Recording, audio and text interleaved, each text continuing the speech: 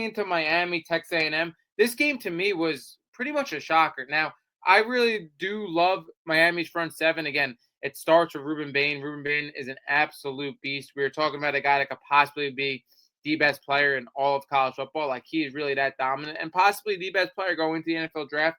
Again, I do not personally think that, but he's a top player for sure. He's a game record.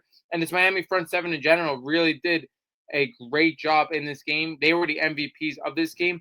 I was a little disappointed in Texas A&M and Mike Elko. Now, Mike Elko, I do really think is a great coach in college football, but really what decides your legacy as a coach in these big games, the adjustments you make.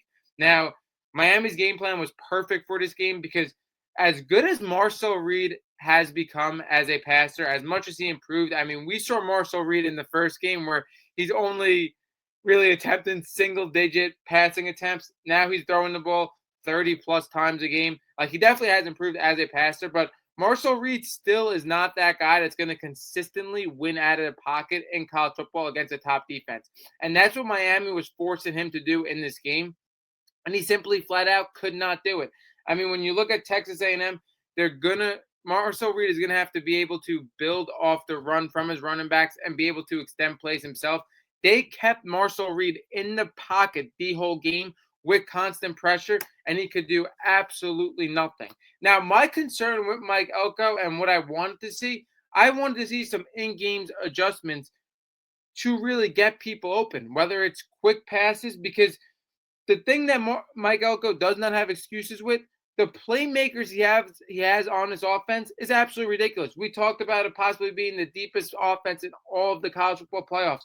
When you look at 3 wide receiver runs in KC, in Mario Craver, in Ashton Bethel Roman, and you look at 2 backs that are really good as well, even though Le'Veon Moss exited this game, and it just seemed like he came back too early in general, like he probably wasn't right going into this game.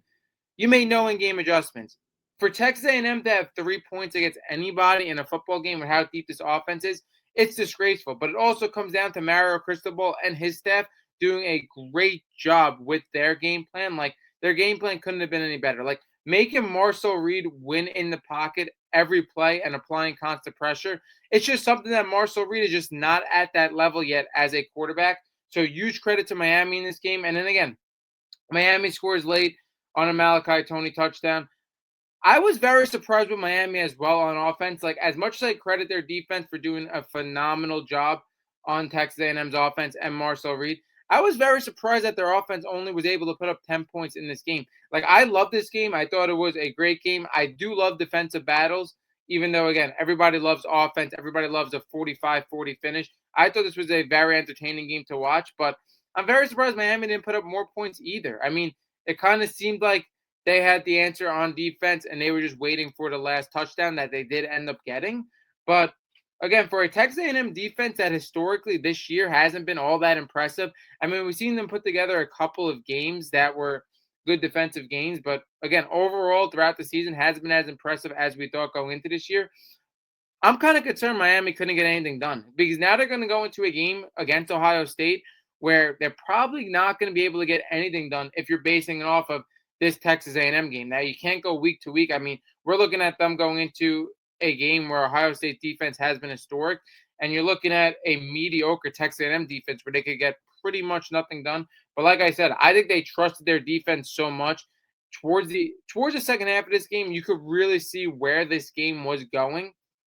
And again, I think they were just looking to keep getting the ball back and win by 1 score, which they did end up doing. They did end up winning late. Mark Fletcher was phenomenal. Again, them only scoring 10 points, but Mark Fletcher having 172 yards on 17 carries. It's still crazy to me that I didn't end up producing more points. I do like Miami's offense a lot, though. I've always liked Carson Beck as a QB, even though he only threw for 103 yards in this game. But again, you have Mark Fletcher. You have 2 dynamic playmakers in Malachi Tony and CJ Daniels. But again, it seems like Miami was playing this game just to basically come out of it, which was, again, you got to see how the game is going, especially in the second half, and you see the stops you're getting on his Texas A&M offense. You see the pressure you're applying is really, again, they saw Texas A&M couldn't do anything. They saw Marcel Reed couldn't win within the pocket. They saw the constant pressure that was getting to him, and they were just looking to put in 1 score. They end up winning this game 10-3. I thought it was possibly the best game of the entire slate. Again, I know a lot of people don't like defensive battles, but I really loved it. And another thing I disagree with Miami that I thought almost cost them, why are you playing to prevent defense at the end? Texas A&M gets the ball back up 10-3. I believe it was like 2 minutes and something left. And you're getting constant pressure on Marcel Reed all game.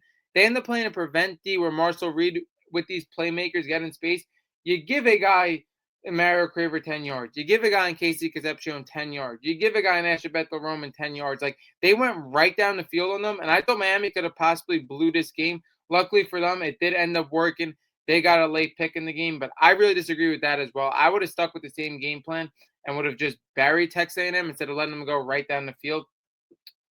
But very impressive for Miami. I think Miami definitely needed this win probably more than anybody. Just again, everybody. I hate that term, but with everything going around Miami, with them not deserving necessarily to be in the playoffs, a lot of people having those opinions. Again, I thought Notre Dame should have got in over them. I think it is more, again, with the concept of these group of five teams getting in. I don't think necessarily Miami didn't deserve to be in. I think it's a group of five teams that didn't deserve to be in. But again, really good win by Miami. They're going to have a tough task that we're going to get into